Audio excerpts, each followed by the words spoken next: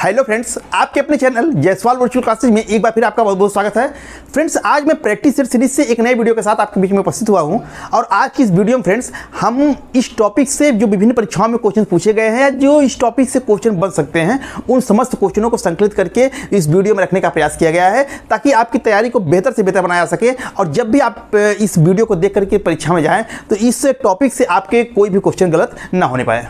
Friends, यदि आप हमारे चैनल पर पहली बार हैं और अभी तक आपने हमारे चैनल को सब्सक्राइब और लाइक नहीं किया है तो कृपया हमारे चैनल जायसवाल वर्चुअल क्लासेस को सब्सक्राइब और लाइक करने, बेल आइकन का बटन दबा करके ऑल का बटन दबा दीजिएगा, जिससे हमारी आने वाली हर महत्वपूर्ण वीडियो की नोटिफिकेशन आप सबसे पहले पहुंचती रहे। और वीडियो अच्छा लगे फ्रेंड्स, इसे अपने मित्रों को भी शेयर कीजिएगा। और फ्रेंड्स, यदि आप चाहें तो हमें फेसबुक और टेलीग्राम पर भी जायसवाल वर्चुअल क्लासेस के नाम से फॉलो कर सकते हैं। नीचे डिस्क्रिप्शन में भी उसकी लिंक दी गई है, आप चाहें तो उसको वहां से भी देख सकते हैं। फ्रेंड्स, क्या आप टीजीटी सामाजिक विज्ञान, पीजीटी सिविक्स या पॉलिटिकल साइंस से नेट जीआरएफ की तैयारी करना चाह रहे हैं तो बिना देरी किए हुए प्ले स्टोर पर जाइए और जायसवाल वर्चुअल क्लासेज के ऐप को डाउनलोड कीजिए। ऐप डाउनलोड करने के लिए प्ले स्टोर में जाकर के टाइप कीजिए जायसवाल वर्चुअल क्लासेज और सर्च कीजिए।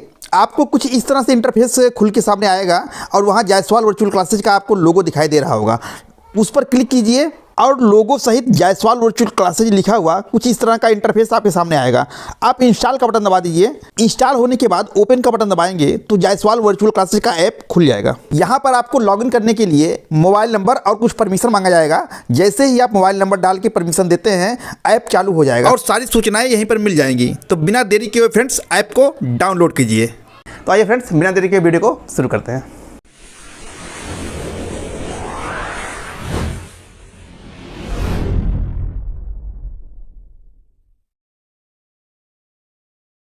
तो फ्रेंड्स, यह प्रैक्टिस सेट सीरीज का वीडियो है।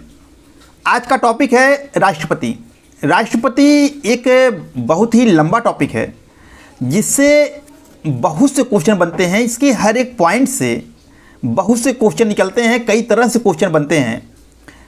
जब इन समस्त क्वेश्चनों को संग्रहित किया गया कि कितनी तरह से क्वेश्चन बनते हैं जो परीक्षाओं में बहुत पूछे गए हैं, तो काफ़ी क्वेश्चन निकल के आए हैं। 100 से ऊपर की संख्या इनकी है। तो इसलिए इस वीडियो को जो है राष्ट्रपति टॉपिक को 2 पार्ट में हम लोग कवर करेंगे। राष्ट्रपति पार्ट 1, जिसमें कि 65 क्वेश्चन को हम लोग कवर करेंगे और 66 से लेकर के लगभग 130 क्वेश्चन तक का है।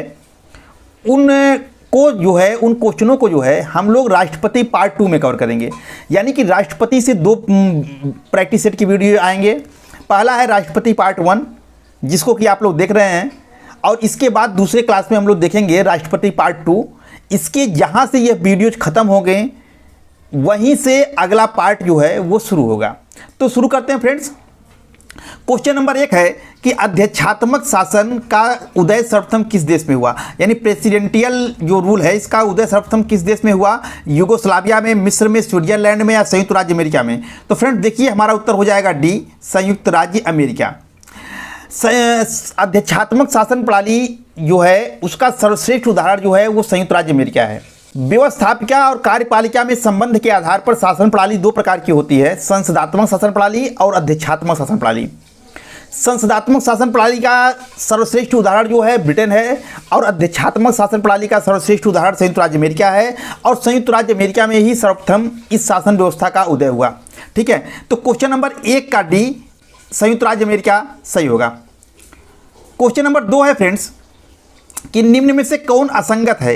राजेंद्र प्रसाद, राधाकृष्णन, जाकिर हुसैन, जवाहरलाल नेहरू। तो फ्रेंड्स देखिए, हमारा उत्तर क्या हो जाएगा? डी, जवाहरलाल नेहरू। जवाहरलाल नेहरू स्वतंत्र भारत के पहले प्रधानमंत्री थे। इनको छोड़ करके जितने नाम दिए हों, चाहे डॉक्टर राजेंद्र प्रसाद दिए हों, राधाकृष्णन दिए हों, जाकिर हुसैन दिए हों, ये सारे के सारे जो है वो राष्ट्रपति रहे हैं। तो बाकी ये पंडित जवाहरलाल नेहरू जो हैं वो प्रधानमंत्री रहे हैं, ये कभी राष्ट्रपति नहीं रहे हैं। तो यही असंगत है। क्वेश्चन नंबर 2 का डी, पंडित जवाहरलाल नेहरू, सही होगा। क्वेश्चन नंबर 3 है फ्रेंड्स कि भारत की प्रथम राष्ट्रपति कौन थे? यहाँ की है का होना चाहिए। भारत के प्रथम राष्ट्रपति कौन थे? डॉक्टर राजेंद्र प्रसाद, डॉक्टर राधाकृष्णन, जवाहरलाल नेहरू या जाकिर हुसैन? तो फ्रेंड्स देखिए, हमारा उत्तर हो जाएगा ए, डॉक्टर राजेंद्र प्रसाद। भारत के पहले राष्ट्रपति डॉक्टर राजेंद्र प्रसाद थे। अगर कहा जाए भारत के वर्तमान राष्ट्रपति तो श्रीमती द्रौपदी मुर्मू। ये द्रौपदी मुर्मू जो हैं वर्तमान में भारत की राष्ट्रपति हैं। और भारत के पहला राष्ट्रपति कौन था? तो डॉक्टर राजेंद्र प्रसाद। क्वेश्चन नंबर 3 का ए, डॉक्टर राजेंद्र प्रसाद, सही होगा। क्वेश्चन नंबर 4 है फ्रेंड्स, स्वतंत्र भारत के प्रथम राष्ट्रपति थे उत्तर प्रदेश से, आंध्र प्रदेश से, बिहार से, तमिलनाडु से। अब यहाँ देखिए स्वतंत्र भारत के पहले राष्ट्रपति थे, क्वेश्चन नंबर 3 में उनका नाम पूछा है। यहाँ पूछा है कि वो किस राज्य से बिलोंग करते थे। तो स्वतंत्र भारत के पहले राष्ट्रपति जो थे वो कहाँ से बिलोंग करते थे, तो हमारा उत्तर हो जाएगा सी, बिहार से। डॉक्टर राजेंद्र प्रसाद जी जो हैं वो बिहार से बिलोंग करते थे। तो क्वेश्चन नंबर 4 का सी, बिहार सही हो जाएगा। क्वेश्चन नंबर 5 फ्रेंड्स, कि भारत के वर्तमान राष्ट्रपति हैं जगदीप धनखड़, रामनाथ कोविंद, द्रौपदी मुर्मू, वेंकैया नायडू। तो फ्रेंड्स देखिए भारत की वर्तमान राष्ट्रपति जो हैं वो महामहिम द्रौपदी मुर्मू जी हैं। ये भारत की प्रथम आदिवासी महिला राष्ट्रपति भी इन्हें कह सकते हैं। तो वर्तमान राष्ट्रपति द्रौपदी मुर्मू, बहुत इंपॉर्टेंट क्वेश्चन, क्योंकि वर्तमान और प्रथम ये दो तो सबका याद रखिए आप, या तो प्रथम पूछेगा या वर्तमान पूछेगा, या बीच का पूछेगा तो कोई विशेष बात रहेगी तभी पूछेगा। तो भारत के वर्तमान राष्ट्रपति कौन है, तो वर्तमान राष्ट्रपति महामहिम द्रौपदी मुर्मू हैं। क्वेश्चन नंबर 5 का सी, द्रौपदी मुर्मू सही होगा। क्वेश्चन नंबर 6 है फ्रेंड्स, कि 2 अवध के लिए भारत के राष्ट्रपति कौन थे। कौन ऐसे भारत के राष्ट्रपति थे जो कि 2 कार्यकाल तक रहे हैं, इसके बाद कोई 2 कार्यकाल तक नहीं रहा है। तो doctor S Radhakrishnan, doctor Rajendra Prasad, doctor Zakir Hussain, इनमें से कोई नहीं। तो आप जानते हैं फ्रेंड्स इसका उत्तर हो जाएगा बी, डॉक्टर राजेंद्र प्रसाद।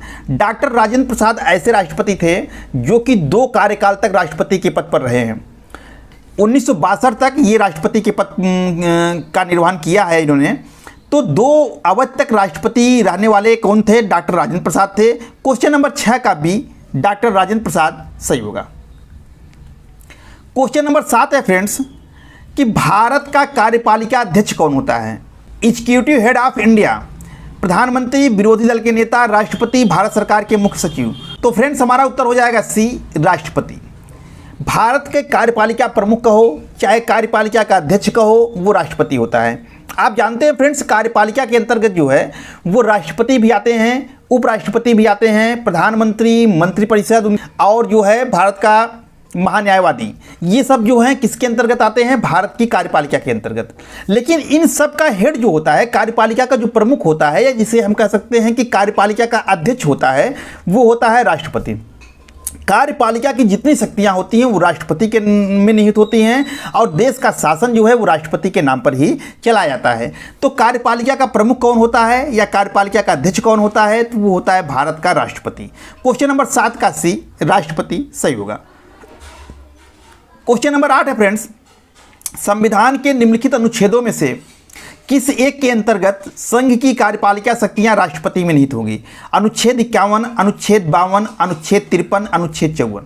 तो फ्रेंड्स देखिए हमारा उत्तर हो जाएगा सी, अनुच्छेद 53। अनुच्छेद 53 में कहा गया है कि कार्यपालिका की समस्त शक्तियां जो है वो राष्ट्रपति में निहित होंगी। तो यह वर्ड जो है कि कार्यपालिका की समस्त शक्तियां राष्ट्रपति में निहित होंगी, यह भारतीय संविधान में कहां लिखा गया है, अनुच्छेद 53 में लिखा गया है, और वही प्रश्न यहां पूछा हुआ है। तो हमारा उत्तर हो जाएगा क्वेश्चन नंबर 8 का सी, अनुच्छेद 53 सही होगा। क्वेश्चन नंबर 9 है फ्रेंड्स, कि संविधान के किस अनुच्छेद में कहा गया है कि भारत का एक राष्ट्रपति होगा। अनुच्छेद 53, अनुच्छेद 54, अनुच्छेद 52, अनुच्छेद 51। तो फ्रेंड्स देखिए हमारा उत्तर हो जाएगा सी, अनुच्छेद 52। अनुच्छेद 52 से ही राष्ट्रपति प्रारंभ होता है, और अनुच्छेद 52 में कहा गया है कि भारत का एक राष्ट्रपति होगा, और ऊपर जो दिया गया है अनुच्छेद 53, इसमें कहा गया है कि कार्यपालिका की समस्त शक्तियां जो हैं वो राष्ट्रपति में निहित होंगी। तो प्रश्न यहां पूछा है कि भारत का एक राष्ट्रपति होगा, यह किस अनुच्छेद में कहा गया है, यह अनुच्छेद 52 में कहा गया है। क्वेश्चन नंबर 9 का सी, अनुच्छेद 52 सही है।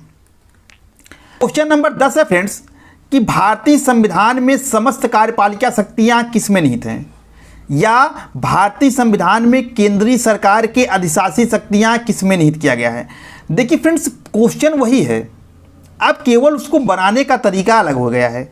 यहाँ अथवा करके इसलिए लिख दिया गया है कि ये दोनों क्वेश्चन दो तरीके से पूछे हुए थे, और आपको देने का उद्देश्य सिर्फ यही है कि आप समझिए किस तरह से शब्दों के हेर फेर करके क्वेश्चन को बनाया जाता है। अब बात अगर आप बेस आपका मजबूत है तो आप इसमें कहीं भी कंफ्यूज नहीं होंगे और क्वेश्चन आपका गलत नहीं होगा।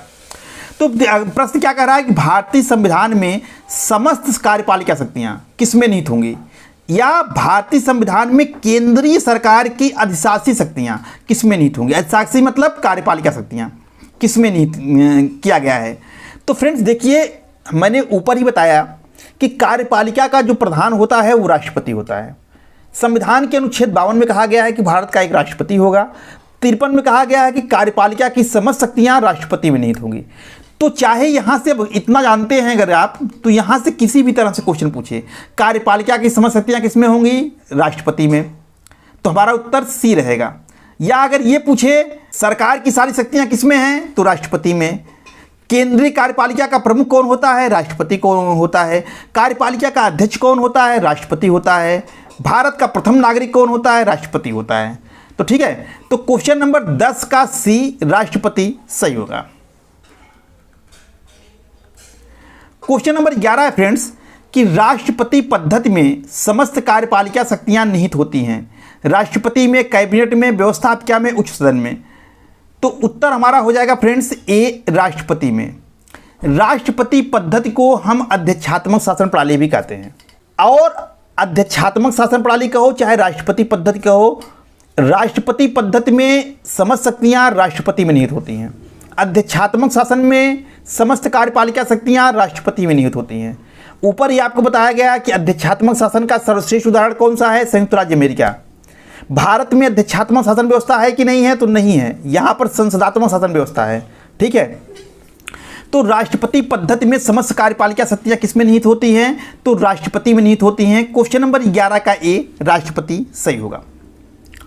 क्वेश्चन नंबर 12 है फ्रेंड्स कि राष्ट्रपति के उम्मीदवार के लिए क्या आवश्यक नहीं है। तो योग्यता में उसमें क्या नहीं होना चाहिए। उसकी आयु 35 वर्ष हो, ये तो सही है, कम से कम उसकी आयु 35 वर्ष होनी चाहिए। वह पढ़ा लिखा हो, संसद यानी लोकसभा का सदस्य चुने जाने की योग्यता रखता हो, देश का नागरिक हो। तो देखिए फ्रेंड्स, हमारा उत्तर हो जाएगा बी, पढ़ा लिखा हो। भारत में किसी भी पद का चुनाव लड़ने के लिए यह योग्यता नहीं है कि वह पढ़ा लिखा हो। चुनाव लड़ने के लिए यहाँ पर अनपढ़ व्यक्ति भी राष्ट्रपति बन सकता है। तो पढ़ा लिखा होना राष्ट्रपति पद के उम्मीदवार के लिए आवश्यक योग्यता नहीं है।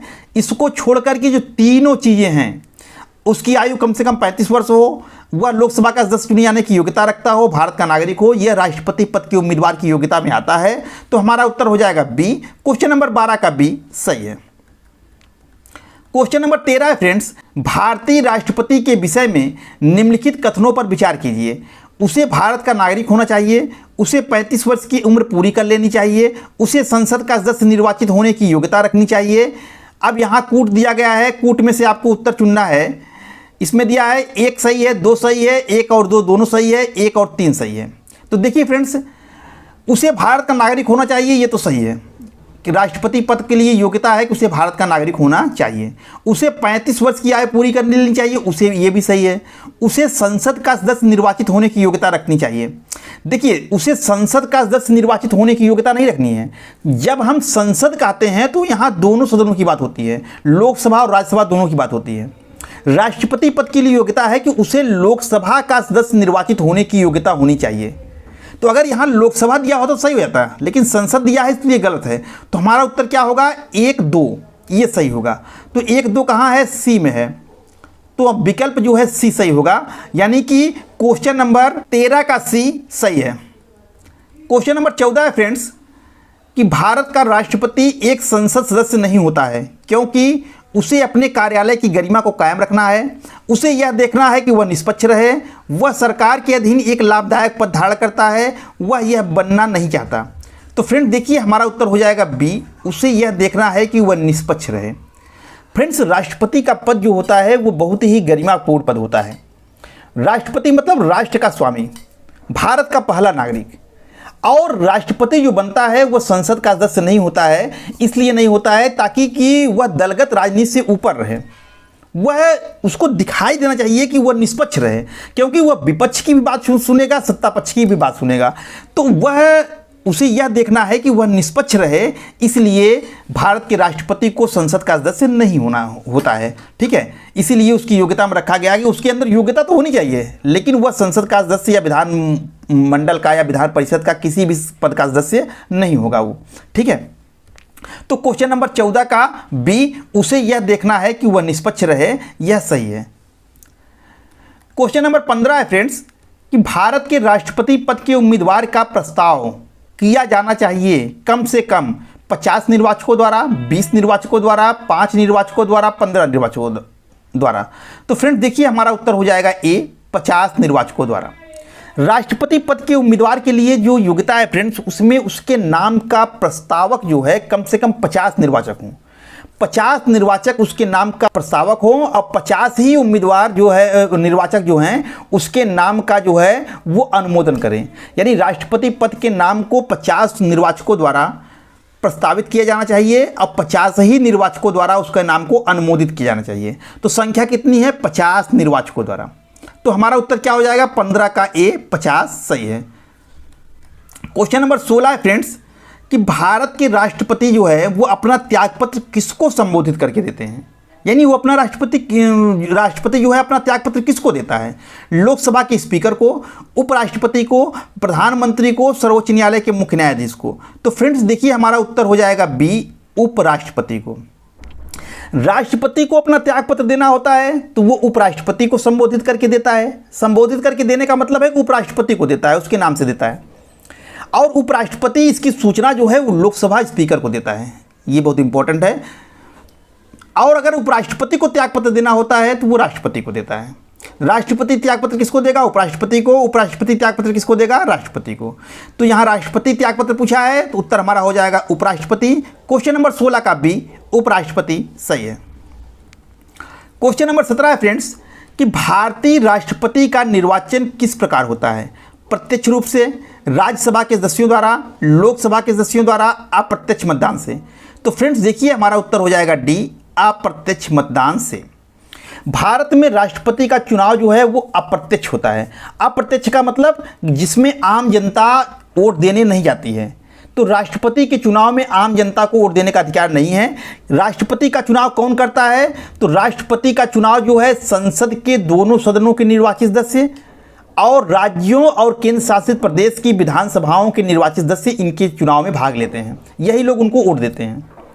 तो ये लोग जो है जनता के प्रतिनिधि होते हैं। तो जनता जो है इनको चुन के भेजती है और ये लोग राष्ट्रपति का चुनाव करते हैं। तो राष्ट्रपति का चुनाव किस तरीके से हुआ? अप्रत्यक्ष तरीके से।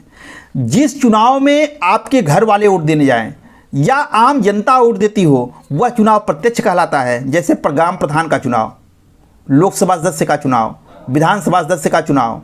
और जिस चुनाव में आपके घर वाले वोट देने न आते हों यानी आम जनता वोट न देती हो वो चुनाव अप्रत्यक्ष होता है। तो राष्ट्रपति का चुनाव कैसे होता है? अप्रत्यक्ष मतदान से। क्वेश्चन नंबर 17 का डी सही है। क्वेश्चन नंबर 18 है फ्रेंड्स कि भारत के राष्ट्रपति का चुनाव जो है वो संचालित कराया जाता है लोकसभा के स्पीकर के द्वारा, भारत के अटॉर्नी जनरल द्वारा, भारत के निर्वाचन आयोग द्वारा, भारत के प्रधानमंत्री के द्वारा। तो फ्रेंड्स देखिए इसका उत्तर हो जाएगा सी, भारत के निर्वाचन आयोग द्वारा। राष्ट्रपति का चुनाव जो है वो संचालित करने की इस पूरी प्रक्रिया का जो है संचालन जो है वो निर्वाचन आयोग के द्वारा किया जाता है। तो क्वेश्चन नंबर 18 का सी, निर्वाचन आयोग सही होगा।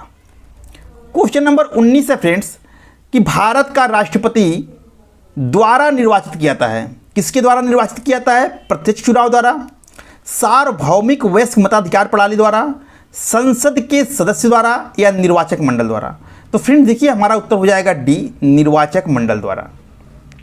राष्ट्रपति का निर्वाचन जब आप पढ़े होंगे तो उसमें देखे होंगे कि इसमें लिखा गया है कि राष्ट्रपति का निर्वाचन जो है वो एक निर्वाचक मंडल द्वारा होता है जिसमें संसद के दोनों सदनों के निर्वाचित सदस्य तथा राज्यों और केंद्र शासित प्रदेश की विधानसभाओं के निर्वाचित सदस्य भाग लेते हैं। तो पहला वर्ड ही लिखा गया है कि राष्ट्रपति का चुनाव किसके द्वारा होता है? निर्वाचक मंडल। निर्वाचक मंडल का मतलब होता है वोट देने वाले लोगों का समूह। तो यहां निर्वाचक मंडल ही हमारा उत्तर सही होगा। प्रत्यक्ष चुनाव तो राष्ट्रपति का होता ही नहीं है, अभी ऊपर आपने देखा अप्रत्यक्ष होता है। सार्वभौमिक वयस्क मताधिकार का मतलब होता है कि ऐसा चुनाव जिसमें समस्त वयस्क लोग भाग देने, मतलब समस्त भारत के यदि समस्त वयस्क लोगों को वोट देने का अधिकार है बिना किसी भेदभाव के, तो उसे हम कहेंगे सार्वभौमिक वयस्क मताधिकार। तो राष्ट्रपति के चुनाव में सभी वयस्क लोग भाग नहीं लेते हैं क्योंकि ये चुनाव जो है वो अप्रत्यक्ष होता है। संसद के ही सदस्य भाग नहीं लेते हैं केवल इसमें, इसमें राज्य की विधानसभाओं के भी निर्वाचित सदस्य भाग लेते हैं, तो ये भी गलत हो जाएगा। तो हमारा उत्तर सही क्या होगा? निर्वाचक मंडल। तो क्वेश्चन नंबर 19 का डी निर्वाचक मंडल सही होगा। क्वेश्चन नंबर 20 है फ्रेंड्स कि भारत में राष्ट्रपति के चुनाव के लिए चुनाव मंडल में के सदस्य होते हैं। चुनाव मंडल का हो चाहे निर्वाचक मंडल का हो, बात एक ही है। तो राष्ट्रपति के चुनाव में निर्वाचक मंडल के सदस्य होते हैं। कौन कौन होते हैं? लोकसभा के चुने हुए सदस्य, राज्यसभा के चुने हुए सदस्य, राज्य विधानसभा के चुने हुए सदस्य, राज्य विधान परिषद के चुने हुए सदस्य। तो फ्रेंड देखिए, इसमें लोकसभा, राज्यसभा, राज्य विधानसभा के चुने हुए सदस्य ये तीनों भाग लेते हैं। राज्य विधान परिषद के चुने हुए सदस्य जो है वो राष्ट्रपति के चुनाव में भाग नहीं लेते हैं। ये चुनाव यानी निर्वाचक मंडल में ये नहीं सम्मिलित होते हैं। आपको क्या बताया गया कि राष्ट्रपति का चुनाव एक निर्वाचक मंडल द्वारा होता है, जिसमें संसद माने लोकसभा और राज्यसभा, संसद के दोनों सदनों के निर्वाचित सदस्य, निर्वाचित माने चुने हुए सदस्य भाग लेते हैं। और कौन भाग लेता है? राज्यों की विधानसभाओं के और केंद्र शासित प्रदेश की विधानसभाओं के सदस्य भाग लेते हैं। विधान परिषद के सदस्य जो है राष्ट्रपति के चुनाव में भाग नहीं लेते हैं, ये उसमें वोट नहीं डालते हैं। तो हमारा उत्तर 1, 2, 3 सही होगा। तो 1, 2, 3 देखिए सी में है, तो हमारा उत्तर सी सही हो जाएगा। क्वेश्चन नंबर 20 का सी 1, 2, 3 सही है। क्वेश्चन नंबर 21 है फ्रेंड्स कि राष्ट्रपति के निर्वाचक मंडल के सदस्य होते हैं। अब फिर वही क्वेश्चन को दूसरे तरीके से दिया है। देखिए कौन कौन होता है निर्वाचक मंडल का सदस्य? तो दिया है संसद के दोनों सदनों के निर्वाचित सदस्य, ये तो सही है, अभी बताया गया। राज्य विधान मंडलों के दोनों सदनों के निर्वाचित सदस्य, सभी राज्यों की विधानसभाओं के निर्वाचित सदस्य, ये भी सही है, सभी राज्यों की विधानसभा के निर्वाचित सदस्य भी भाग लेते हैं। दिल्ली और पांडिचेरी की विधानसभाओं के निर्वाचित सदस्य, देखिए संसद के दोनों सदनों के निर्वाचित सदस्य ये भाग लेंगे। जहाँ जहाँ विधानसभाएं हैं सभी राज्यों और केंद्र शासित प्रदेशों में, तो सभी राज्यों की विधानसभाओं के निर्वाचित सदस्य ये भी सही है। और दिल्ली और पांडिचेरी दो ऐसे केंद्र शासित प्रदेश हैं जहाँ पर की विधानसभाएं हैं। लेकिन अभी वर्तमान समय में जम्मू कश्मीर का राज्य का दर्जा समाप्त करके उसको भी जो है केंद्र शासित प्रदेश बना दिया गया है। तो जम्मू कश्मीर में भी विधानसभा है, यानी वर्तमान समय में 3 केंद्र शासित प्रदेश ऐसे हैं जहां पर की विधानसभाएं हैं, दिल्ली, पांडिचेरी और जम्मू कश्मीर। तो दिल्ली, पांडिचेरी, अगर यहां जम्मू कश्मीर भी लिखा होता तब भी सही हो जाता। तो दिल्ली, पांडिचेरी और जम्मू कश्मीर की विधानसभाओं के निर्वाचित सदस्य भी राष्ट्रपति के चुनाव में भाग लेते हैं। ठीक है, तो राष्ट्रपति के चुनाव में आप याद रखिएगा संसद के दोनों सदनों के निर्वाचित सदस्य, राज्यों और केंद्र शासित प्रदेशों की विधानसभाओं के निर्वाचित सदस्य भाग लेते हैं। अब जहाँ सभी राज्यों में तो विधानसभाएं हैं लेकिन सभी केंद्र शासित प्रदेशों में विधानसभाएं नहीं हैं। तो जहाँ केंद्र शासित प्रदेश में विधानसभा है वहाँ के विधानसभा के निर्वाचित सदस्य जो है राष्ट्रपति के चुनाव में भाग लेंगे, जहाँ नहीं है वहाँ के भाग नहीं लेंगे। अब दूसरा गलत क्यों है? दूसरा वाला गलत इसलिए है क्योंकि यहाँ दिया विधानमंडल के दोनों सदनों के निर्वाचित सदस्य। तो विधानमंडल में विधान परिषद दोनों आते हैं। राष्ट्रपति के चुनाव में विधानसभा वाले तो भाग लेते हैं लेकिन विधान परिषद वाले भाग नहीं लेते हैं, इसलिए गलत है। तो हमारा उत्तर 1, 3, 4 सही हो जाएगा। तो 1, 3, 4 देखिए कहाँ सही है, तो 1, 3, 4 जो है वो डी वाले में है। तो हमारा उत्तर हो जाएगा ए, डी सही हो जाएगा, 1, 3, 4। क्वेश्चन नंबर 21 का डी सही है। क्वेश्चन नंबर 22 है फ्रेंड्स कि राष्ट्रपति के चुनाव में निम्न में से कौन भाग नहीं लेता है। अब देखिए फ्रेंड्स क्वेश्चन वही है, केवल बनाने का तरीका जो है अलग अलग तरह से अलग अलग क्वेश्चन बना देगा। इसलिए बेस क्लियर होना आपका जरूरी है, कॉन्सेप्ट क्लियर होना जरूरी है, नहीं तो आप कितना क्वेश्चन रटोगे। नए नए तरह से हर परीक्षा में क्वेश्चन आएंगे, थोड़ा सा फेरबदल कर देगा। तो इसलिए कॉन्सेप्ट को पर मजबूत बनाइए, पकड़ अपनी वो मजबूत रहेगा तो क्वेश्चन देखिए वही क्वेश्चन है, उसको 3-4 तरह से दिया है। और मैंने सारे क्वेश्चनों को इसलिए रखा है ताकि आप जान सकें कि क्वेश्चन किस तरह से बनाता है, कैसे इसमें फेरबदल करके क्वेश्चन को नया रूप दे देता है। ठीक है, तो राष्ट्रपति के चुनाव में निम्न में से कौन भाग नहीं लेता है? राज्यसभा के निर्वाचित सदस्य भाग लेते हैं, लोकसभा के निर्वाचित सदस्य भाग लेते हैं, विधानसभा के निर्वाचित सदस्य भाग लेते हैं, विधान परिषद के निर्वाचित सदस्य भाग नहीं लेते। मैंने कहा कि राष्ट्रपति के चुनाव में विधान परिषद वाले भाग नहीं लेते हैं। तो हमारा उत्तर हो जाएगा 22 का डी सही है। क्वेश्चन नंबर 23 है फ्रेंड्स कि भारत का राष्ट्रपति चुना जाता है केवल राज्यसभा के सदस्यों द्वारा, केवल लोकसभा के सदस्यों द्वारा, केवल राज्यों के विधानसभाओं के और लोकसभा के सदस्यों द्वारा, राज्यसभा, लोकसभा, राज्यों की विधानसभाओं के निर्वाचित सदस्यों द्वारा। अब देखिए हमारा विकल्प सब में बेस्ट क्या होगा, डी। राज्यसभा, लोकसभा और राज्यों की विधानसभाओं के निर्वाचित सदस्यों द्वारा। अब यहाँ केंद्र शासित भी अगर लगा दे तब भी सही है कि जहाँ जहाँ केंद्र शासित प्रदेश में विधानसभाएं हैं उसके सदस्य भी भाग लेते हैं, ठीक है। तो जो विकल्प दिया है उसमें हमारा बेस्ट उत्तर डी सही हो जाएगा। तो क्वेश्चन नंबर 23 का डी सही है। क्वेश्चन नंबर 24 है फ्रेंड्स कि निम्नलिखित में से कौन भारत के राष्ट्रपति के निर्वाचक मंडल का तो भाग है परंतु उसके महाभियोग अधिकरण का भाग नहीं है।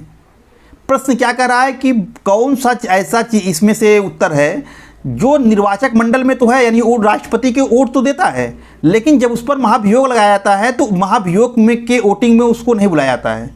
लोकसभा, राज्यसभा, राज्यों की विधान परिषद या राज्यों की विधानसभाएं। तो देखिए फ्रेंड्स हमारा उत्तर हो जाएगा डी, राज्यों की विधानसभाएं। राष्ट्रपति के निर्वाचक मंडल में लोकसभा, राज्यसभा और राज्यों की विधानसभाएं वाले सम्मिलित होते हैं, लेकिन जब उस पर महाभियोग की प्रक्रिया चलता है तो महाभियोग केवल लोकसभा और राज्यसभा में ही चलता है और इसी के सदस्य वोट देते हैं। राज्यसभा में जब महाभियोग का प्रस्ताव पेश होगा तो राज्यसभा वाले वोटिंग करेंगे, अगर लोकसभा में पेश होगा तो लोकसभा वाले वोटिंग करेंगे। तो ये दोनों उसकी प्रक्रिया में भाग लेते हैं, लेकिन राज्य की विधानसभाएं वाले जो है वो महाभियोग की प्रक्रिया में भाग नहीं लेते हैं। तो वही लिखा गया है कि कौन निर्वाचक मंडल का तो भाग है परंतु उसके महाभियोग अधिकरण का भाग नहीं है, तो वो है राज्यों की विधानसभाएं। क्वेश्चन नंबर 24 का डी सही है। क्वेश्चन नंबर 25 है फ्रेंड्स कि भारत के राष्ट्रपति के निर्वाचन के संबंध में निम्न में से कौन त्रुटिपूर्ण है।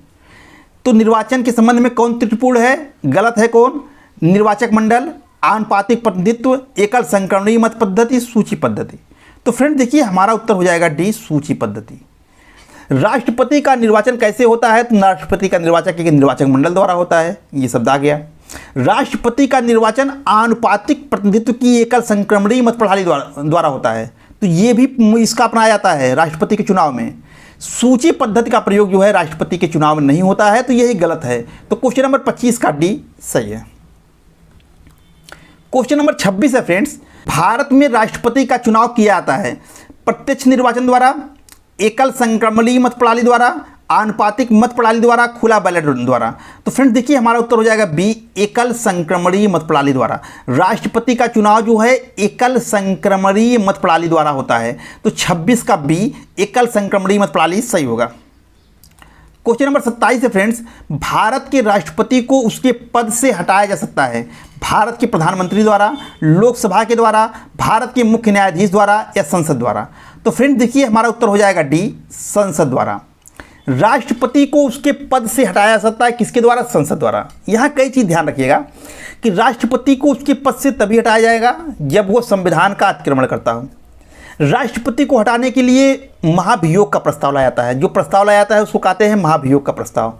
महाभियोग का प्रस्ताव कहाँ पेश होता है, संसद में। संसद में भी कहाँ पेश होगा, उसके किसी भी सदन में पेश हो सकता है। और राष्ट्रपति को किसके द्वारा हटाया जा सकता है, महाभियोग के प्रस्ताव संसद पास कर देती है तो राष्ट्रपति को हटना पड़ेगा। तो राष्ट्रपति को कौन हटा सकता है, संसद हटा सकती है। तो हमारा उत्तर क्या हो जाएगा, संसद द्वारा। क्वेश्चन नंबर 27 का डी, संसद द्वारा सही होगा। क्वेश्चन नंबर 28 है फ्रेंड्स कि भारत के राष्ट्रपति को कार्य अवधि की समाप्ति से पहले भी पद से हटाया जा सकता है सत्ताधारी राजनीतिक दल द्वारा, प्रधानमंत्री द्वारा, महाभियोग द्वारा, न्यायालय में ट्रायल द्वारा। तो फ्रेंड्स देखिए हमारा उत्तर हो जाएगा सी, महाभियोग द्वारा। अभी मैंने कहा कि राष्ट्रपति को 5 साल के पहले, कार्यकाल राष्ट्रपति का 5 साल होता है, लेकिन 5 साल के पहले भी वह चाहे तो स्वेच्छा से त्यागपत्र उपराष्ट्रपति को देकर के अपना पद छोड़ सकता है, या 5 साल के पूर्व भी उसको महाभियोग द्वारा संसद उसके पद से हटा सकती है। तो यहाँ संसद दिया है विकल्प में और यहाँ महाभियोग दिया है। अगर आपका मैंने कहा कॉन्सेप्ट क्लियर है, दोनों क्वेश्चन आप कर लोगे। आगे भी देखिए नए टाइप से क्वेश्चन बनाया हुआ है, तो सारे क्वेश्चनों को यहाँ रखा गया है, ठीक है। तो राष्ट्रपति को समय से पूर्व किसके द्वारा हटाया जा सकता है, महाभियोग प्रस्ताव द्वारा। क्वेश्चन नंबर 28 का सी सही है। क्वेश्चन नंबर 29 है फ्रेंड्स कि संविधान के किस अनुच्छेद ने राष्ट्रपति को सरकार से सूचना प्राप्त करने का अधिकार प्रदान किया है। 78(1), 75(1), 78(2), इनमें से कोई नहीं। तो फ्रेंड्स हमारा उत्तर हो जाएगा सी, 78(2). संविधान के अनुच्छेद 78(2) में कहा गया है कि प्रधान मंत्रिपरिषद का यह कर्तव्य होगा कि वह सरकार की जो भी बैठकें होती है या जो भी उसकी निर्णय होते हैं उसकी सूचना वो राष्ट्रपति को देगा। तो राष्ट्रपति को सरकार से सूचना प्राप्त करने का अधिकार 78(2) में है। या इसी को उल्टा कह दो तो मंत्रिपरिषद का जो है राष्ट्रपति को सूचना देने का कर्तव्य जो है किसमें है, 78(2) में है। यानी मंत्रिपरिषद का कर्तव्य हो जाएगा और राष्ट्रपति का यह अधिकार हो जाएगा क्या, कि सरकार के निर्णयों की सूचना राष्ट्रपति को दी जाए। तो सरकार के निर्णयों की सूचना देने का जो अनुच्छेद है वो 78(2) में इसका वर्णन किया गया है। तो हमारा उत्तर हो जाएगा क्वेश्चन नंबर 29 का सी, 78(2) सही है। क्वेश्चन नंबर 30 है फ्रेंड्स कि संविधान के उल्लंघन के आधार पर राष्ट्रपति के विरुद्ध किसके द्वारा महाभियोग लगाया जा सकता है। भारत के मुख्य न्यायाधीश द्वारा, उपराष्ट्रपति द्वारा, लोकसभा अध्यक्ष द्वारा, संसद के दोनों सदनों द्वारा। तो फ्रेंड देखिए हमारा उत्तर हो जाएगा डी, संसद के दोनों सदनों द्वारा। राष्ट्रपति पर महाभियोग संविधान के उल्लंघन पर यानी संविधान के अतिक्रमण करने पर ही लगाया जाएगा। किसके द्वारा लगाया जाएगा, संसद द्वारा लगाया जाएगा। तो हमारा उत्तर क्या हो जाएगा, क्वेश्चन नंबर 30 का डी, संसद के दोनों सदनों द्वारा सही है। क्वेश्चन नंबर 31 है फ्रेंड्स कि भारतीय संविधान के किस अनुच्छेद के तहत राष्ट्रपति पर महाभियोग लगाया जा सकता है। यहाँ फ्रेंड्स जितने क्वेश्चन दिए हैं वो सब कहीं ना कहीं परीक्षाओं में पूछे गए हैं, बड़े ही इंपॉर्टेंट है, जिसके पूछने की संभावना बहुत प्रबल है। इसलिए क्वेश्चन को बहुत ध्यान से देखिएगा, इससे संबंधित जो अनुच्छेद है उसको आप रट के रखिएगा। तो उत्तर है फ्रेंड्स अनुच्छेद 356 के द्वारा, अनुच्छेद 75 के द्वारा, अनुच्छेद 76 के द्वारा या अनुच्छेद 61 के द्वारा। तो फ्रेंड्स देखिए हमारा उत्तर हो जाएगा डी, अनुच्छेद 61 के द्वारा। राष्ट्रपति पर जो महाभियोग लगाने की प्रक्रिया है इसका उल्लेख संविधान के अनुच्छेद 61 में किया गया है। क्वेश्चन नंबर 31 का डी सही है। क्वेश्चन नंबर 32 है फ्रेंड्स कि राष्ट्रपति पर महाभियोग का आरोप संसद के किस सदन द्वारा लगाया जाता है। लोकसभा द्वारा, राज्यसभा द्वारा, संसद के किसी भी सदन द्वारा, उपयुक्त में से कोई नहीं। तो फ्रेंड्स देखिए हमारा उत्तर हो जाएगा सी, संसद के किसी भी सदन के द्वारा। अब प्रश्न बड़ा इंपॉर्टेंट है कि राष्ट्रपति पर महाभियोग आखिर संसद के किस सदन में पेश होगा, यानी राष्ट्रपति पर महाभियोग संसद का कौन सदन लगाएगा। तो राष्ट्रपति पर महाभियोग जो है संसद के किसी भी सदन के द्वारा लगाया जा सकता है, या हम इसको ऐसे भी कह सकते हैं कि महाभियोग का प्रस्ताव संसद के किसी भी सदन में पेश किया जा सकता है। तो क्वेश्चन नंबर 32 का सी सही है। क्वेश्चन नंबर 33 है फ्रेंड्स, भारत में राष्ट्रपति की मृत्यु, पद त्याग अथवा हटाए जाने की पर पद हुई रिक्ति को भरने की समय सीमा क्या है। या इसी प्रश्न को हम दूसरे तरीके से देख सकते हैं कि राष्ट्रपति का रिक्त स्थान भर लिया जाना चाहिए, यानी अगर राष्ट्रपति का जो है स्थान जो है मृत्यु, पद त्याग अथवा उसके हटाए जाने से खाली हो गया है तो उसको कितने समय के अंदर भर लेना चाहिए, 1 माह, 9 माह, 3 माह या 6 माह। तो फ्रेंड देखिए हमारा उत्तर हो जाएगा डी, 6 माह। राष्ट्रपति का पद रिक्त होने के 6 महीने के अंदर अंदर राष्ट्रपति का चुनाव हो जाना चाहिए और उसके पद को भर लिया जाना चाहिए, ऐसा संविधान में प्रावधान है। क्वेश्चन नंबर 33 का डी, 6 माह सही है। क्वेश्चन नंबर 34 है फ्रेंड्स कि भारत के राष्ट्रपति का वेतन है 5 लाख रुपया, 4 लाख रुपया, 3,50,000 रुपये या 4,50,000 रुपये प्रति माह। तो फ्रेंड्स देखिए हमारा उत्तर हो जाएगा ए, 5 लाख रुपये प्रति माह। भारत के राष्ट्रपति को 5 लाख रुपए प्रति माह वेतन मिलता है। इसके साथ साथ उसको अन्य सुविधाएं, भत्ता, रहने के लिए राष्ट्रपति भवन, टेलीफोन खर्चा, आने जाने का खर्चा, ये सब उसके फ्री है। तो हमारा उत्तर हो जाएगा ए, 5 लाख रुपए। क्वेश्चन नंबर 34 का ए सही है। क्वेश्चन नंबर 35 है फ्रेंड्स, भारतीय संविधान का कौन सा अनुच्छेद राष्ट्रपति के पद के लिए पुनः निर्वाचन की योग्यता निर्धारित करता है। अनुच्छेद 52, अनुच्छेद 54, अनुच्छेद 55, अनुच्छेद 57। तो फ्रेंड देखिए हमारा उत्तर हो जाएगा डी, अनुच्छेद 57। अनुच्छेद 57 ये कहता है कि राष्ट्रपति पद पर कोई व्यक्ति जो है कितनी बार बन सकता है, उसके लिए कोई समय सीमा नहीं है कि एक ही बार कोई व्यक्ति राष्ट्रपति के पद पर निर्वाचित हो सकता है, दोबारा नहीं हो सकता है। भारत में आप देखते हैं राजेंद्र प्रसाद जो है वो एक बार से ज़्यादा यानी 2 कार्यकाल के लिए राष्ट्रपति चुने गए। हालांकि इसके बाद ये परंपरा बन गई है कि कोई व्यक्ति जो है एक ही बार राष्ट्रपति का चुनाव लड़ता है, दोबारा नहीं लड़ता। तो ये परंपरा है, ऐसी कोई प्रावधान नहीं है। और पुनः निर्वाचित होने की जो योग्यता है कि कोई व्यक्ति फिर से निर्वाचित हो सकता है, ये प्रावधान कहाँ किया गया है, तो अनुच्छेद 57 में किया गया है। तो क्वेश्चन नंबर 35 का डी, अनुच्छेद 57 सही है। क्वेश्चन नंबर 36 है फ्रेंड्स कि यदि मृत्यु, त्यागपत्र अथवा हटाए जाने की स्थिति में भारत के राष्ट्रपति का पद रिक्त हो जाए तो उस पद का कार्यभार कौन संभालेगा। प्रधानमंत्री, सुप्रीम कोर्ट का मुख्य न्यायाधीश, उपराष्ट्रपति या उपयुक्त में से कोई नहीं। तो फ्रेंड देखिए, हमारा उत्तर हो जाएगा सी, उपराष्ट्रपति। यदि राष्ट्रपति का स्थान रिक्त होता है किसी कारणवश, चाहे उसकी मृत्यु हो जाए या वो त्यागपत्र दे दे या उसको हटा दिया जाए, तो ऐसी स्थिति में उसके स्थान पर जो है कार्यवाहक राष्ट्रपति के रूप में उपराष्ट्रपति कार्य करता है। जब नया राष्ट्रपति आ जाएगा तो वो अपना पद ग्रहण कर लेगा, उपराष्ट्रपति जो है वो फिर से अपने उपराष्ट्रपति का दायित्व निर्वहन करने लगेगा। तो प्रश्न वही पूछ रहा है कि यदि मृत्यु, त्यागपत्र अथवा हटाए जाने की स्थिति में राष्ट्रपति का पद कौन संभालेगा, तो उपराष्ट्रपति संभालेगा। क्वेश्चन नंबर 36 का सी सही है। क्वेश्चन नंबर 37 है फ्रेंड्स, राष्ट्रपति और उपराष्ट्रपति की अनुपस्थिति में कार्यभार कौन ग्रहण करेगा? या इसी प्रश्न को ऐसे पूछ सकते हैं कि यदि भारत के राष्ट्रपति का पद रिक्त हो जाए और कोई उपराष्ट्रपति भी उस समय ना हो, तब निम्न में से कौन कार्यवाहक राष्ट्रपति होगा? यानी राष्ट्रपति का पद रिक्त हो तो कौन संभालेगा? ऊपर बताया गया उपराष्ट्रपति। लेकिन अगर उपराष्ट्रपति भी अपने पद पर नहीं है तब कौन संभालेगा? तो वही प्रश्न पूछा है कि यदि राष्ट्रपति और उपराष्ट्रपति दोनों अनुपस्थित हों, दोनों का पद रिक्त हो, तब कौन संभालेगा? राज्यसभा का उपसभापति संभालेगा, भारत का महान्यायवादी, लोकसभा का अध्यक्ष, सर्वोच्च न्यायालय का मुख्य न्यायाधीश। तो हमारा उत्तर हो जाएगा डी, सर्वोच्च न्यायालय का मुख्य न्यायाधीश। अगर फ्रेंड्स राष्ट्रपति और उपराष्ट्रपति दोनों का पद रिक्त है तो ऐसी स्थिति में सर्वोच्च न्यायालय का मुख्य न्यायाधीश कार्यवाहक राष्ट्रपति के रूप में कार्य करेगा। अगर राष्ट्रपति का पद रिक्त होता है और उपराष्ट्रपति है तब उपराष्ट्रपति संभालेगा, अगर उपराष्ट्रपति नहीं है तब सर्वोच्च न्यायालय का मुख्य न्यायाधीश संभालेगा। तो यहाँ यही पूछा है कि राष्ट्रपति उपराष्ट्रपति ये दोनों अनुपस्थित हैं तब कौन संभालेगा? तो सर्वोच्च न्यायालय का मुख्य न्यायाधीश। क्वेश्चन नंबर 37 का डी, सर्वोच्च न्यायालय का मुख्य न्यायाधीश सही होगा। क्वेश्चन नंबर 38 है फ्रेंड्स कि संविधान के किस अनुच्छेद के अंतर्गत राष्ट्रपति संघीय मंत्रिपरिषद की सलाह मानने के लिए बाध्य है? अनुच्छेद 74, अनुच्छेद 85, अनुच्छेद 86, अनुच्छेद 101। तो फ्रेंड्स देखिए, हमारा उत्तर हो जाएगा ए, अनुच्छेद 74। अनुच्छेद 74 में कहा गया है कि संविधान मतलब कि राष्ट्रपति के कार्यों में सलाह देने के लिए एक मंत्रिपरिषद होगी और राष्ट्रपति मंत्रिपरिषद की सलाह के अनुसार ही कार्य करेगा। तो यहाँ उसको कहा गया है कि अनुच्छेद 74 में कि राष्ट्रपति मंत्रिपरिषद की सलाह मानने के लिए बाध्य है, क्योंकि उसको मंत्रिपरिषद की सलाह के अनुसार ही कार्य करना है। तो यह व्यवस्था कहाँ किया गया है? तो अनुच्छेद 74 में किया गया है। तो क्वेश्चन नंबर 38 का ए, अनुच्छेद 74 सही है। क्वेश्चन नंबर 39 है फ्रेंड्स कि भारतीय संविधान के निम्नलिखित में से किस संशोधन द्वारा राष्ट्रपति को कोई भी मामला मंत्रिपरिषद द्वारा पुनर्विचार किए जाने के लिए वापस भेजने का अधिकार दिया गया है? 30वें, 40वें, 42वें, 44वें। तो फ्रेंड्स देखिए, हमारा उत्तर हो जाएगा डी, 44वें संविधान संशोधन द्वारा। फ्रेंड्स 42वां संविधान संशोधन 1976 में किया गया था, जिसके द्वारा राष्ट्रपति को बाध्य कर दिया गया था कि वह मंत्रिपरिषद के निर्णय के अनुसार ही कार्य करेगा, उसके अतिरिक्त कुछ भी नहीं कर सकता है।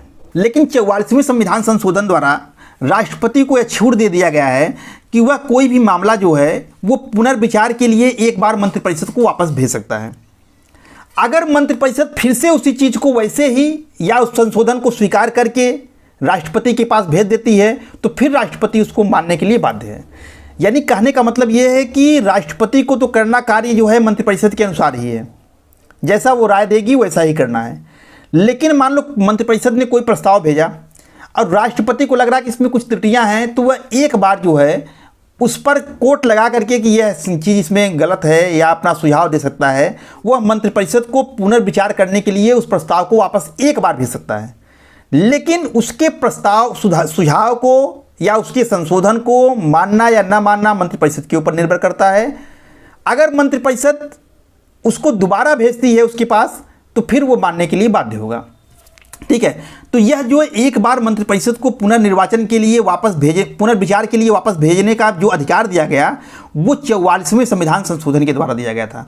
42वें संविधान के संशोधन के द्वारा तो राष्ट्रपति को बाध्य कर दिया गया था, लेकिन 44वें संविधान संशोधन के द्वारा जो है उसको कुछ रियायत दी गई है कि एक बार आप पुनर्विचार के लिए कोई प्रस्ताव वापस भेज सकते हैं। तो क्वेश्चन नंबर 39 का डी, 44वां संविधान संशोधन सही होगा। क्वेश्चन नंबर 40 है फ्रेंड्स कि नीचे दो वक्तव्य दिए हैं कथन कारण और कूट से हमको उत्तर का चयन करना है। संघ की कार्यपालिका शक्तियां भारत के राष्ट्रपति में निहित है, ये तो सही है। कार्यपालिका शक्तियां सरकार से संबंधित है, ये भी सही है। दोनों सही हैं। यहाँ देखिए फ्रेंड्स, कूट में कार्यपालिका संघ की कार्यपालिका शक्तियाँ जो हैं वो भारत के राष्ट्रपति में निहित है, ये भी सही है। और कार्यपालिका शक्तियाँ सरकार से संबंधित हैं, ये सरकार चलाने से संबंधित हैं, ये भी सही है। तो ए आर दोनों सही हैं, लेकिन आर ए की सही व्याख्या नहीं करता है, तो हमारा उत्तर बी सही हो जाएगा कि ए और आर दोनों सही हैं, लेकिन आर ए की सही व्याख्या नहीं करता है। ठीक है, क्वेश्चन नंबर 41 है फ्रेंड्स कि भारतीय संविधान भारत के राष्ट्रपति को अधिकार नहीं देता है प्रधानमंत्री की नियुक्ति का, राज्यों के मुख्यमंत्री की नियुक्ति का, रक्षा बलों का सर्वोच्च कमांडर होने का, देश के किसी भाग में आपातकालीन स्थिति लागू करने का। तो देखिए फ्रेंड्स, इसमें उत्तर हो जाएगा बी, राज्यों के मुख्यमंत्री की नियुक्ति करने का। राज्यों के मुख्यमंत्री की नियुक्ति करना जो है वो राज्यपाल के अधिकार क्षेत्र में आता है, राष्ट्रपति के अधिकार क्षेत्र में नहीं आता है। इसके अलावा जो तीनों चीज़ें हैं कि प्रधानमंत्री की नियुक्ति करना, देश के रक्षा बलों का सर्वोच्च कमांडर होना, आपातकाल को घोषित करना, ये राष्ट्रपति के अधिकार क्षेत्र में आता है। तो हमारा उत्तर हो जाएगा बी। क्वेश्चन नंबर 41 का बी सही है। क्वेश्चन नंबर 42 है फ्रेंड्स कि आपातकाल में किसी राज्य विधानसभा की अवधि बढ़ाई जा सकती है राष्ट्रपति द्वारा, संसद द्वारा, राज्य के राज्यपाल द्वारा, राज्य विधानमंडल द्वारा। तो फ्रेंड्स देखिए हमारा उत्तर हो जाएगा बी, संसद द्वारा। आपातकाल में किसी राज्य विधानसभा की अवधि को बढ़ाना जो न बढ़ाना जो है, यह जो है संसद का अधिकार है। तो क्वेश्चन नंबर 42 यही कह रहा है कि आपातकाल में किसी राज्य विधानसभा की अवधि किसके द्वारा बढ़ाई जा सकती है, उत्तर होगा संसद के द्वारा। क्वेश्चन नंबर 42 का बी, संसद द्वारा सही होगा। क्वेश्चन नंबर 43 है फ्रेंड्स, अगर भारत के राष्ट्रपति के चुनाव में कोई विवाद होता है तो उसको सौंपा जा सकता है भारत के महाधिवक्ता को, संसद को, भारत के सर्वोच्च न्यायालय को, इनमें से कोई नहीं। तो फ्रेंड्स देखिए हमारा उत्तर हो जाएगा सी, भारत के सर्वोच्च न्यायालय को। राष्ट्रपति या उपराष्ट्रपति से संबंधित चुनाव में कोई विवाद उत्पन्न होता है तो उसका निपटारा जो है वो भारत का सर्वोच्च न्यायालय करता है। क्वेश्चन नंबर 43 का सी, सर्वोच्च न्यायालय सही है। क्वेश्चन नंबर 44 है फ्रेंड्स कि भारतीय संविधान के किस अनुच्छेद के अंतर्गत भारत सरकार का दायित्व है कि वह वायु आक्रमण एवं आंतरिक अशांति से राज्यों की रक्षा करे। अनुच्छेद 355, अनुच्छेद 356, अनुच्छेद 352, अनुच्छेद 360। तो फ्रेंड्स देखिए हमारा उत्तर हो जाएगा सी, अनुच्छेद 352। राष्ट्रपति की शक्तियां जब बताया गया था तो बताया गया था कि राष्ट्रपति को 3 तरह की संकटकालीन शक्तियां प्राप्त हैं, अनुच्छेद 352, अनुच्छेद 356, अनुच्छेद 360। अनुच्छेद 352 है कि युद्ध, बाह्य आक्रमण या आंतरिक अशांति। पहले यहाँ आंतरिक अशांति था, बाद में इसको संशोधन कर दिया गया। अब यहाँ आंतरिक अशांति की जगह जो है सशस्त्र विद्रोह लगा दिया गया है। तो ये पहले का प्रश्न है फ्रेंड्स। तो अब जो है आपको मिलेगा तो लिखा रहेगा बाह्य आक्रमण, युद्ध, वायु आक्रमण या सशस्त्र विद्रोह। आंतरिक अशांति को 44वें संविधान संशोधन के द्वारा हटा दिया गया, इसके स्थान पर सशस्त्र विद्रोह शब्द जो है वो अंकित कर दिया गया। ठीक है, तो इसके आधार पर जो है देश में संकट काल की घोषणा जो है राष्ट्रपति कर सकता है, लेकिन और इसका वर्णन किस अनुच्छेद में किया गया है तो अनुच्छेद 352 में किया गया है। ठीक है, अनुच्छेद 356 जो है वो राष्ट्रपति शासन से संबंधित है। किसी राज्य की संवैधानिक तंत्र यदि विफल हो जाता है तो राष्ट्रपति वहाँ की सरकार को हटा करके वहाँ की शासन व्यवस्था को अपने हाथ में ले लेता है, इसे कहा जाता है राष्ट्रपति शासन। ये अनुच्छेद 356 में प्रावधान है। अनुच्छेद 360 में प्रावधान है किसी यदि देश में वित्तीय संकट आ जाए तो ऐसी स्थिति में राष्ट्रपति को यह अधिकार है कि अनुच्छेद 360 के तहत वह देश में वित्तीय संकट की घोषणा कर सकता है। तो यहाँ दिया है युद्ध, बाह्य आक्रमण और आंतरिक अशांति, इसका वर्णन अनुच्छेद 352 में किया गया है। तो क्वेश्चन नंबर 44 का सी, 352 सही है। आपातकाल की घोषणा को स्वीकृति हेतु संसद के समक्ष रखा जाना आवश्यक है। 1 माह के अंदर, 2 माह के अंदर, 6 माह के अंदर, 1 वर्ष के अंदर। तो फ्रेंड देखिए इसका उत्तर हो जाएगा ए, 1 माह के अंदर। फ्रेंड्स यदि आपातकाल देश में लग गया है अनुच्छेद 352 के तहत, अनुच्छेद 352 के तहत जो आपातकाल लगता है उसको हम राष्ट्रीय आपात के नाम से भी जानते हैं। यदि आपातकाल लग गया है तो उसकी स्वीकृति जो है संसद से 1 महीने के अंदर हो जानी चाहिए। तो 1 माह के अंदर जो है आपातकाल की घोषणा की स्वीकृति जो है उसका संसद के समक्ष उसको रखा जाना आवश्यक है। क्वेश्चन नंबर 45 का ए, 1 माह के अंदर सही है। क्वेश्चन नंबर 46 है फ्रेंड्स, भारत में वित्तीय आपातकाल की घोषणा आज तक कितनी बार की गई? 5 बार, 4 बार, 1 बार, कभी नहीं। तो फ्रेंड देखिए हमारा उत्तर हो जाएगा डी, कभी नहीं। अभी आपको बताया कि 3 तरह का संकट का जो है प्रावधान जो है भारतीय संविधान में है। अनुच्छेद 352, अनुच्छेद 356, अनुच्छेद 360। अनुच्छेद 352 राष्ट्रीय आपात है, जिसमें कहा गया है युद्ध, बाह्य आक्रमण और सशस्त्र विद्रोह की स्थिति में राष्ट्रपति देश में संकट काल लगा सकता है। अनुच्छेद 356 राष्ट्रपति शासन से संबंधित है, किसी राज्य में संवैधानिक तंत्र विफल हो जाए तो वहाँ राष्ट्रपति शासन लग सकता है। अनुच्छेद 360 वित्तीय आपातकाल से संबंधित है। अनुच्छेद 352, 356 का प्रयोग तो कई बार हुए, लेकिन अनुच्छेद 360 का प्रयोग, ये अच्छी बात है कि हम आज तक भारत में कभी भी नहीं हुआ, यानी वित्तीय आपातकाल भारत में आज तक कभी नहीं लगाया गया। तो क्वेश्चन नंबर 46 का डी कभी नहीं सही होगा। क्वेश्चन नंबर 47 कथन और कारण का है। कथन कह रहा है कि रक्षा बलों का सर्वोच्च कमांडर राष्ट्रपति में निहित है, यानी रक्षा बलों का सर्वोच्च कमांडर जो है वो राष्ट्र कमांडर होने की जो अधिकार है वो राष्ट्रपति के अंदर निहित है। प्रधान सेनापति की हैसियत से राष्ट्रपति की शक्तियां विधायी नियंत्रण से स्वतंत्र हैं। और कारण कह रहा है कि प्रधान सेनापति होने के कारण, यानी सर्वोच्च कमांडर होने के कारण राष्ट्रपति को जो शक्तियां मिली हैं वो कानूनी नियंत्रण से स्वतंत्र हैं। तो फ्रेंड देखिए, रक्षा बलों का सर्वोच्च कमांडर तो राष्ट्रपति होता है, यह योग्यता जो है राष्ट्रपति में निहित है, ये तो सही है। लेकिन राष्ट्रपति की शक्तियां जो है वो कानून के नियंत्रण से मुक्त हों, उस पर किसी प्रकार का नियंत्रण ना हो, ये गलत है। तो हमारा कथन हो जाएगा, विकल्प क्या सही होगा कि ए सही है लेकिन आर गलत है। तो हमारा उत्तर सी देखिए, ए सही है किंतु आर गलत है। तो क्वेश्चन नंबर 47 का सी ए सही किंतु आर गलत सही है। क्वेश्चन नंबर 48 है फ्रेंड्स कि राष्ट्रपति के निर्वाचन में राज्य का मुख्यमंत्री मतदान करने के लिए पात्र नहीं होता है। यानी कह रहे हैं कि राष्ट्रपति के चुनाव में राज्य का मुख्यमंत्री जो है वो मतदान करने के लिए पात्र कब नहीं होगा, यदि वह स्वयं प्रत्याशी होता है, उसे राज्य विधानमंडल के निचले सदन में अपना बहुमत सिद्ध करना शेष हो, वह राज्य विधानमंडल के उच्च सदन का सदस्य हो, वह राज्य विधानमंडल के निम्न सदन का सदस्य हो। तो फ्रेंड्स देखिए, हमारा उत्तर हो जाएगा सी, वह राज्य विधानमंडल के उच्च सदन का सदस्य हो। अब राज्य विधानमंडल के दो सदन होते हैं, एक विधानसभा और एक विधान परिषद। विधानसभा को हम निम्न सदन कहते हैं और विधान परिषद को हम उच्च सदन कहते हैं। तो यदि मुख्यमंत्री जो है राज्य विधानमंडल के उच्च सदन का सदस्य है, यानी विधान परिषद का सदस्य है, तो वो राष्ट्रपति के निर्वाचन में वोट ही नहीं दे पाएगा, क्योंकि राष्ट्रपति के निर्वाचन में विधानसभा वाले ही भाग लेते हैं, विधान परिषद वाले भाग नहीं लेते हैं। और मुख्यमंत्री विधान परिषद का अगर सदस्य है तो वो भाग नहीं ले पाएगा। अब मुख्यमंत्री या तो विधान परिषद का सदस्य होगा या विधानसभा का होगा। तो विधान परिषद का होगा तो भाग नहीं ले पाएगा, अब विधानसभा का होगा तो वो भाग ले सकता है, यानी निम्न सदन का है तो वो भाग लेगा, वोट देगा, भले ही वो प्रत्याशी हो। अगर वो राष्ट्रपति का चुनाव लड़ रहा है तो वो इसके नाते अपना वोट स्वयं दे सकता है, अपने आप को दे सकता है। ठीक है, बहुमत सिद्ध करना न करना से वोट देने का कोई संबंध नहीं है। तो हमारा उत्तर हो जाएगा 48 का सी सही है।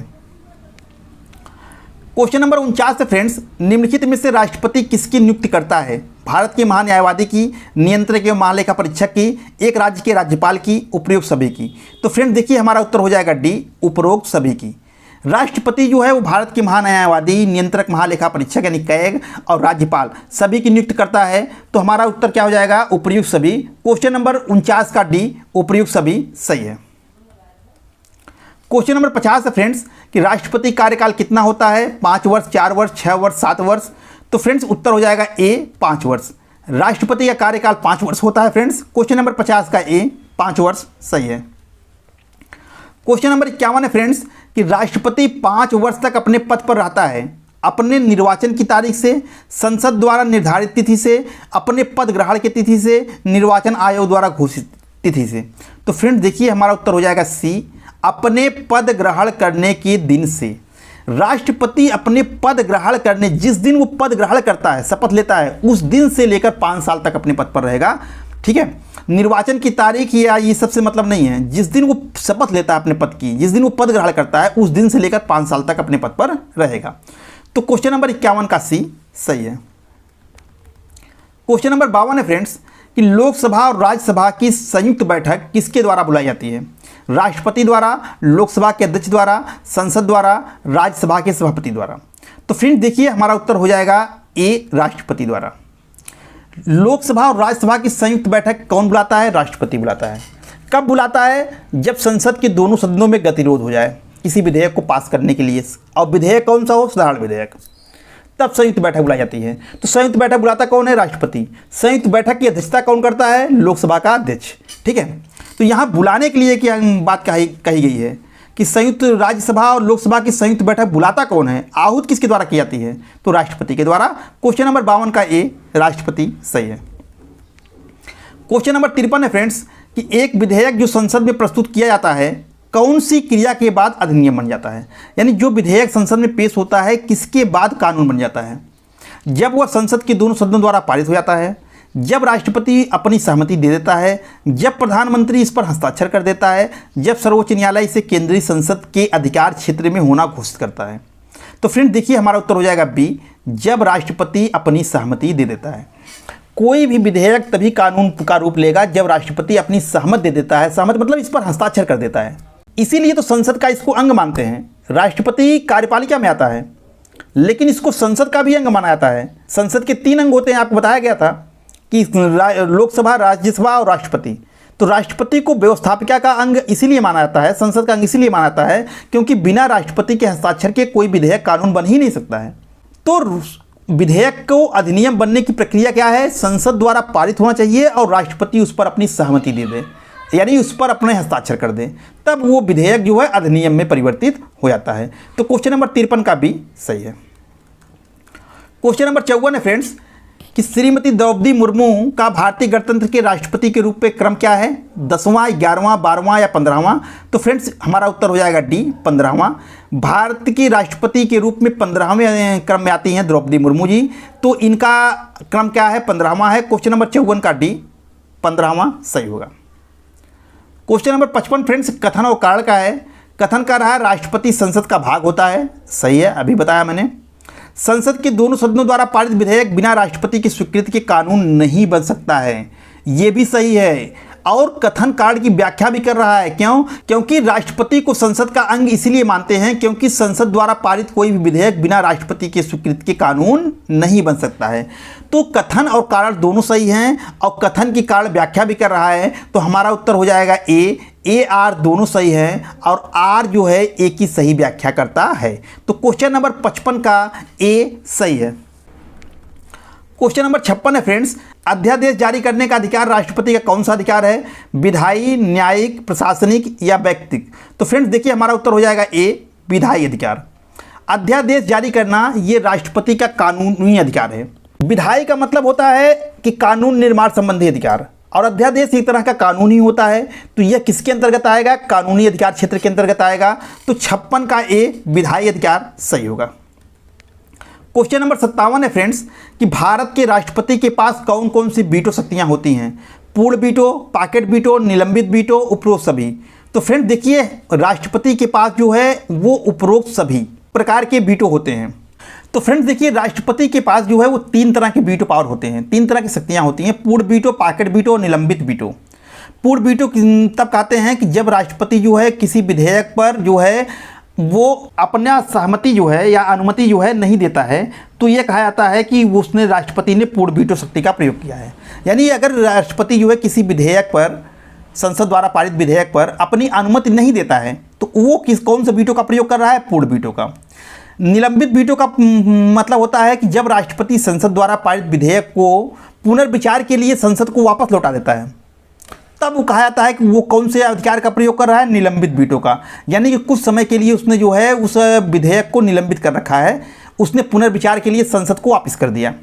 और पॉकेट वीटो का मतलब होता है कि जब राष्ट्रपति के पास संसद द्वारा पारित कोई विधेयक पहुंचता है तो वह ना तो उस पर सहमति दे और ना ही असहमति दे, तो उसे हम कहते हैं कि उसे पॉकेट में रख लिया है अपने, तो इसे हम कहते हैं पॉकेट वीटो। तो तीनों को आप समझ गए होंगे। पूर्ण वीटो का मतलब जब उस पर वो संसद द्वारा पारित किसी विधेयक पर राष्ट्रपति जो है वो अपनी सहमति नहीं देता है। निलंबित वीटो जब उस विधेयक को पुनर्विचार के लिए वो संसद को वापस लौटा देता है।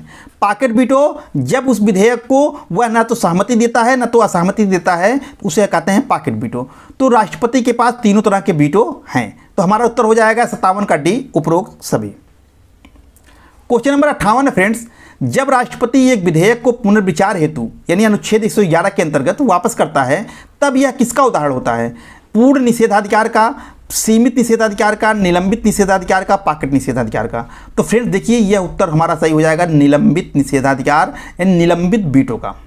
अभी मैंने कहा कि जब संसद द्वारा पारित कोई विधेयक को राष्ट्रपति पुनर्विचार के लिए वापस कर देता है तो उसे कहा जाता है निलंबित वीटो का उसने अपना प्रयोग किया है। तो यहाँ निलंबित निषेधाधिकार लिखा है, तो चाहे निलंबित निषेधाधिकार लिखा है चाहे निलंबित वीटो लिखे, बात एक ही है। क्वेश्चन नंबर 58 का सी सही है। क्वेश्चन नंबर 59 है फ्रेंड्स, भारत की पहली महिला आदिवासी राष्ट्रपति कौन? महामहिम प्रतिभा पाटिल, महामहिम द्रौपदी मुर्मू, महामहिम इंदिरा गांधी, उपयुक्त में से कोई नहीं। फ्रेंड्स देखिए महामहिम जो शब्द है ये भारत में केवल राष्ट्रपति और राज्यपाल के नाम के सामने लगाया जाने वाला एक संबोधन का शब्द है। जैसे हम पिताजी के नाम के सामने श्री लगाते हैं, प्रधानमंत्री के नाम के सामने जो है माननीय लगता है, उसी तरह से राष्ट्रपति और राज्यपाल के सामने केवल 2 ही पद ऐसे हैं जिसके सामने महामहिम लगता है। तो इसमें से हमारा उत्तर क्या हो जाएगा फ्रेंड्स? हमारा उत्तर हो जाएगा बी, महामहिम द्रौपदी मुर्मू। द्रौपदी मुर्मू पहली महिला आदिवासी राष्ट्रपति थी और प्रतिभा देवी पाटिल जो है ये पहली महिला राष्ट्रपति थी। ठीक है, इंदिरा गांधी राष्ट्रपति थी नहीं, ये पहली महिला प्रधानमंत्री थी। ठीक, तो हमारा उत्तर हो जाएगा बी। क्वेश्चन नंबर 59 का बी सही है। क्वेश्चन नंबर 60 है फ्रेंड्स, थोड़ा लंबा क्वेश्चन है लेकिन इसको आप समझिए, इसका उत्तर बहुत सिंपल है। देखिए दिया है भारत के राष्ट्रपति के चुनाव में राज्य की विधानसभा के प्रत्येक निर्वाचित सदस्य के वोटों की संख्या उस राज्य की जनसंख्या को विधानसभा के कुल निर्वाचित संख्या के द्वारा विभाजित कर प्राप्त भागफल की 1000 के गुणक के बराबर होती है। वर्तमान स्थिति में जनसंख्या से तात्पर्य किस प्रकार की जनगणना द्वारा यथा अभिनिश्चित जनसंख्या से है? अब इतना लंबा पढ़ने के बाद दिमाग चकरा गया होगा कि वास्तव में क्या कह रहा है। ये कह ये रहा है फ्रेंड्स कि जब भी राष्ट्रपति का चुनाव होता है तो आपको बताया गया था कि उसमें चुनाव में प्रत्येक विधायक के मत का मूल्य निकाला जाता है। तो विधानसभा के जो निर्वाचित सदस्य होते हैं उनके वोटों की संख्या मतलब उनके वोटों का मूल्य क्या होगा, तो उस राज्य की जनसंख्या में उस राज्य की विधानसभा के कुल निर्वाचित सदस्य संख्याओं के भाग दे दीजिए, जितना आए उसमें 1000 का गुणा कर देंगे, तो यह जो है विधानसभा के एक निर्वाचित सदस्य की वोट का मूल्य होगा। तो ये यही दिया है कि एक निर्वाचित सदस्य का मत का मूल्य कैसे निकालते हैं, उसी को विस्तार में लिख दिया है। ठीक है, अब प्रश्न क्या पूछ रहा है कि यहाँ जो जनसंख्या शब्द लिखा गया है इसका तात्पर्य किस जनगणना के जनसंख्या से हम लगाते हैं? तो फ्रेंड्स देखिए वर्तमान में जो सीटें निर्धारित हैं, जो चाहे लोकसभा के लिए हो, राज्यसभा के लिए हो या राष्ट्रपति के निर्वाचक मंडल की सीटें हों, वो सब जो है वो 1971 की जनगणना पर आधारित हैं। ठीक है, इसी के आधार पर जो प्रसीमन हुआ था उसी के आधार पर जो है जनसंख्या निश्चित की गई है। तो यहाँ जनसंख्या से तात्पर्य जो है 1971 की जनगणना से है। अब 2026 में फिर से जनगणना होगी, तो आप देखिएगा जो 2026 की जनगणना को जब आधार बनाया जाएगा तो आप देखेंगे राष्ट्रपति के निर्वाचक में भी सदस्यों की संख्या बढ़ेगी, निर्वाचक मंडल में भी, और लोकसभा राज्यसभा की सदस्यों की संख्या भी बढ़ेगी। ठीक है, तो अभी तक जो परिसीमन हुआ है वो 1971 की जनगणना के आधार पर हुआ है, इसी के आधार पर संख्या निश्चित की गई है। तो यहाँ जनसंख्या से तात्पर्य जो है 1971 की जनगणना से है। ठीक है, तो हमारा उत्तर क्या हो जाएगा? क्वेश्चन नंबर 60 का सी सही है। क्वेश्चन नंबर 61 है फ्रेंड्स कि राष्ट्रपति की मृत्यु हो जाने के बाद उपराष्ट्रपति उसके कार्यभार को कब तक संभालता है? 1 साल तक, 2 साल तक, 6 महीने तक, कोई समय सीमा नहीं है। तो फ्रेंड्स देखिए हमारा उत्तर हो जाएगा सी, 6 महीने तक। फ्रेंड्स राष्ट्रपति की मृत्यु होने की दिशा में आपने ऊपर पढ़ा कि 6 महीने के अंदर चुनाव हो जाना चाहिए। तो 6 महीने यानी मैक्सिमम समय, और 6 महीने के अंदर जब चुनाव होकर नया राष्ट्रपति अपना पद ग्रहण कर लेगा तो उपराष्ट्रपति कितने महीने तक संभाला पद? 6 महीने तक। यानी कोई भी राष्ट्रपति का पद अगर रिक्त होता है मृत्यु होने की दिशा में या किसी भी दिशा में, तो उपराष्ट्रपति अधिकतम 6 महीने तक ही पद को संभाल सकता है। क्वेश्चन नंबर 61 का सी, 6 महीने सही है। क्वेश्चन नंबर 62 है फ्रेंड्स, संसद के लिए राष्ट्रपति का भाषण कौन तैयार करता है? स्वयं राष्ट्रपति, लोकसभा का अध्यक्ष, राज्यसभा का सभापति या केंद्रीय मंत्रिमंडल? तो फ्रेंड्स देखिए हमारा उत्तर हो जाएगा डी, केंद्रीय मंत्रिमंडल। संसद के लिए राष्ट्रपति का अभिभाषण जो है वो केंद्रीय मंत्रिमंडल तैयार करती है, यही जो तैयार करके देगी राष्ट्रपति उसी को बोलेगा। क्वेश्चन नंबर 62 का डी, केंद्रीय मंत्रिमंडल सही है। क्वेश्चन नंबर 63 है फ्रेंड्स कि संसद के सदन की कुल संख्या का 2/3 बहुमत के द्वारा प्रस्ताव के पारित किए जाने का नियम निम्न दशा में लागू किया जाता है: संविधान के संशोधन में, आपातकाल के प्रभावी होने का अनुमोदन में, भारत के राष्ट्रपति पर महाभियोग चलाने में, आपातकाल के प्रभावी होने की अस्वीकृति में। तो फ्रेंड्स देखिए, हमारा उत्तर हो जाएगा सी, राष्ट्रपति पर महाभियोग चलाने में।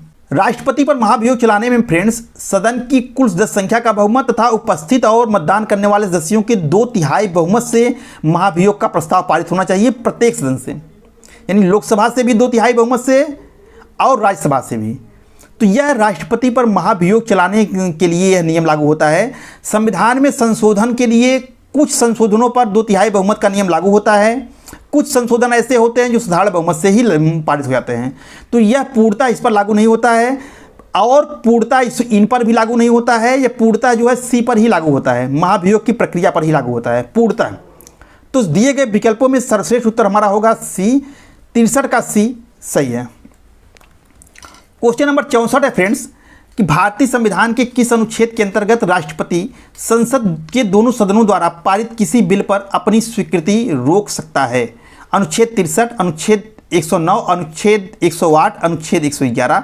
तो फ्रेंड्स देखिए, उत्तर हमारा हो जाएगा अनुच्छेद 111। फ्रेंड्स अभी बताया गया, ऊपर भी देखे होंगे, ये अनुच्छेद आया होगा। अनुच्छेद 111 के तहत राष्ट्रपति को वीटो की शक्ति मिली हुई है।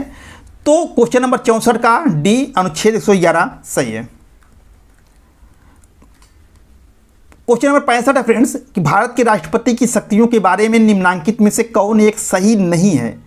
राष्ट्रपति का सर्वोच्च न्यायालय के परामर्श को स्वीकार करना चाहिए, आपातकालीन शक्तियां, राष्ट्रपति राज्यों में राष्ट्रपति शासन को आगे बढ़ाने की शक्ति, राष्ट्रपति सर्वोच्च न्यायालय के परामर्श के स्वीकार अथवा अस्वीकार कर सकता है।